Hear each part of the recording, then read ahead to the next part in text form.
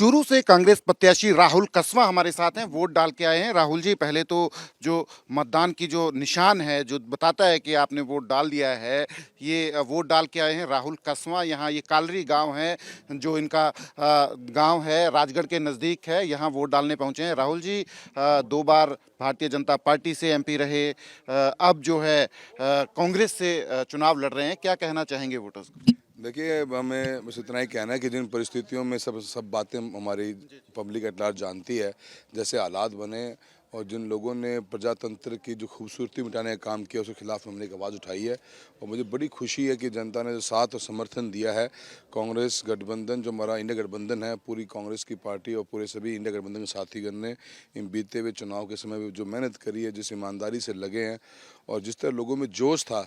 हमने जी हमारा 9th election है as a member of parliament. 7th लड़ने जा आज 7th बार मैं भी हूँ, 3rd टाइम, और 9th इलेक्शन टोटल लड़े हैं। पर हमने ऐसा माहौल कभी देखा नहीं। बहुत पॉजिटिव रिस्पांस है पब्लिक एट लार्ज का।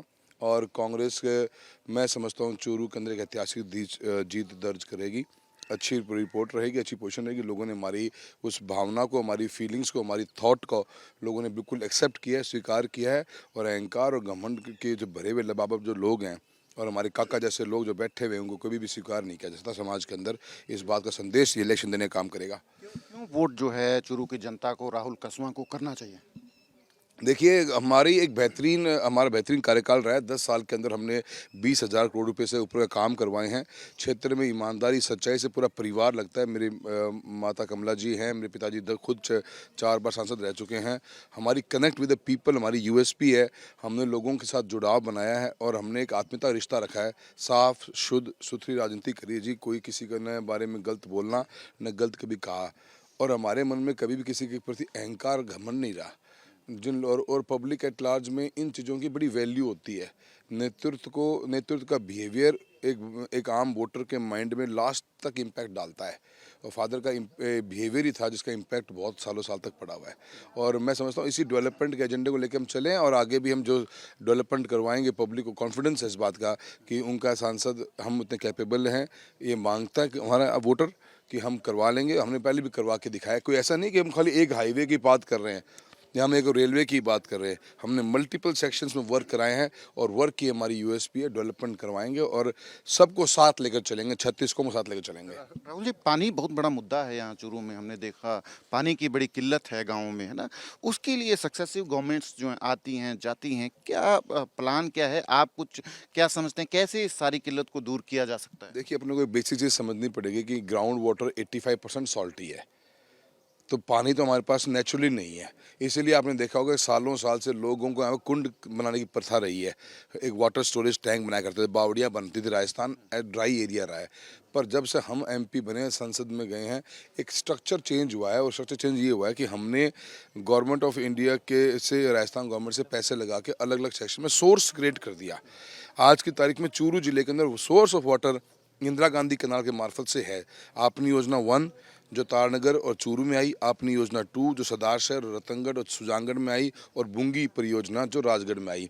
तीनों परियोजना करीब करीब 2,500 करोड़ की लागत से तैयार हुई हैं। अब सोर्स आ गया, अब जेजेएम आया है, घर घर पानी पहुंचाना है। उसमें आज की तारीख में हमारे कॉन्स्टिट्यूंसी में 1600 करोड़ के काम लगभग चल रहे हैं।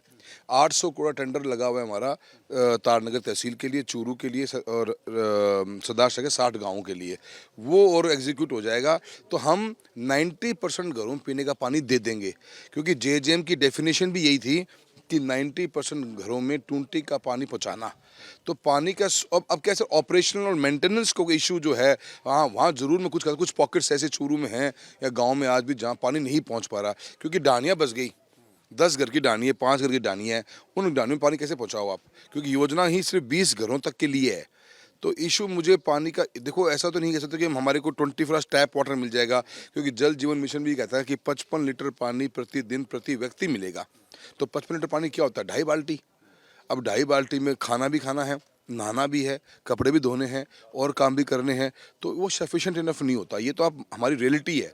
पर हमने ऐसा ढांचा खड़ा कर दिया है इन 10 सालों में कि आज हमारे पास में हर गांव में पानी पहुंचाने के लिए व्यवस्था है। और इसको हम पूरा आगे भी और इसको इम्प्लीमेंट करेंगे। लास्ट सवाल है, आप बड़े कॉन्फिडेंट हैं जीत को लेकर, पर बीजेपी ने तो नारा दिया है 400 पार का, और राजस्थान में भी 25 सीटें जीतने का दावा जो है बीजेपी कर रही है। 400 पार तो बैकफायर कर गया। 400 पार ने तो डरा दिया इस देश के अंदर हर नागरिक को। काफ़ी ऐसे हमारे समाज के ऐसे वर्ग हैं जो इस 400 पार के नारे से डर गए हैं, क्योंकि 400 पार के नारे के साथ में एक नारा और भी चला कि संविधान में संशोधन लेके आएंगे। तो वो थॉट अपने आप में डराती है। क्या करो 400 पार का, सरकार 272 बन जाएगी, करो क्या, कहाँ ले जाओ फालतू में, क्या करोगे उनका, उनकी वैल्यू नहीं होगी किसी हाल में भी। वो 300 वालों की नहीं बन पाई तो करो क्या आगे उसका 400 पार का। तो मुझे तो लगा नहीं कोई सेंसिबल बात है भी क्या, को किसने नॉन सेंसिबल चीज़ लगती है 400 पार का नारा दे रहे हो आप। आप पूछो, आप हमारे समाजगत संविधान संशोधन का मतलब क्या होता है? कि आप आरक्षण बंद करने वाले हो? क्या आप इस देश में इलेक्शन ही बंद करने वाले हो? क्या करने वाले हो, बता भी तो नहीं रहे। ये तो कहते 400 पार लेके आएंगे, पर करो क्या आगे उसका, कहाँ रखोगे उनको तो वोटों को। तो मेरे को लगता है कि ये तो कोई सेंसिबल मुझे ये स्लोगन लगा नहीं। ये तो आप सोसाइटी में जाओगे तो हर गांव में एक आदमी, आम आदमी पूछता है, आज हमारे एससी के बच्चे हैं, हमारे ओबीसी के बच्चे हैं, ईडब्ल्यूएस के बच्चे हैं, पूछ रहे हैं जी क्या आरक्षण गया क्या? क्योंकि ऐसे प्लेटफॉर्म्स पे अनेकों बार उनके लोगों ने ये बातें कह दी कि हम संविधान बदल देंगे। किसी ने आरक्षण के बारे में लूज कमेंट्स करे हुए हैं बीजेपी के सांसदों के द्वारा। तो ये डराता है जी, मेरे को तो पॉजिटिव लगा नहीं। हाँ, और 400 पार का नारा तो मुझे पता नहीं, पर चूरू में 4 लाख पार है।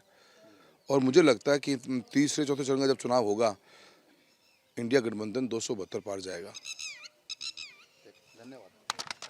राहुल कसवां जो वोट डाल के आए हैं, एक बात जो कह रहे हैं कि 400 पार का जो नारा भारतीय जनता पार्टी ने दिया है, वो असल में नारा जो है लोगों को डरा रहा है। तो फिलहाल मतदान हो रहा है, लोग जो हैं मतदान के लिए घरों से निकल रहे हैं। हालांकि यहाँ चूरू में जिस मतदान केंद्र पर मैं हूँ, वहाँ मतदान अभी धीमा है, पर लोग जो हैं धीरे धीरे घरों से निकल रहे हैं और मतदान के लिए मतदान केंद्रों पर पहुँच रहे हैं। कैमरा पर्सन अमित शर्मा के साथ सचिन कुमार, एबीपी न्यूज़, चूरू।